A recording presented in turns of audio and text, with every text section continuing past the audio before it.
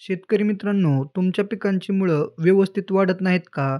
फुलधारणा उशिरा होते आणि उत्पादन दरवर्षी कमी-कमी होतंय, तर हा व्हिडिओ शेवटपर्यंत नक्की बघा.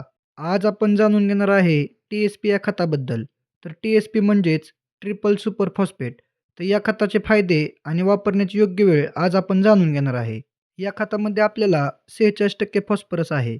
तो पेंटॉक्साइड या अवस्थेत असतो. त्याचबरोबर 15% कॅल्शियम आहे, ते ऑक्साईड अवस्थेत असतं. असे 2 घटक आपल्याला या खतामध्ये मिळतात. आता या खताचे आपल्या पिकांवर काय फायदे होतात ते जाणून घेऊया.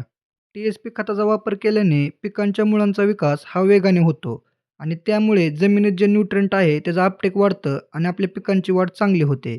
या खतामुळे पिकांना भरपूर फुले येतात, दाणे भरतात आणि फळांचा आकार व गुणवत्ता सुधारते. त्याचबरोबर फुटवा वाढवण्यासाठी सुद्धा हे चांगले खत आहे. आता टी-एस-पी या खतामध्ये आपल्याला 46% फॉस्फरस असतो. जो इतर कोरड्या खतांच्या तुलनेत सर्वात जास्त आहे आणि यातील 90% पेक्षा जास्त फॉस्फरस हा पाण्यात विरघळणारा आहे. त्यामुळे पिकांना लगेच उपलब्ध होतो. तर असे जबरदस्त फायदे आपल्याला टी-एस-पी या खताचा वापर केल्यामुळे मिळतात.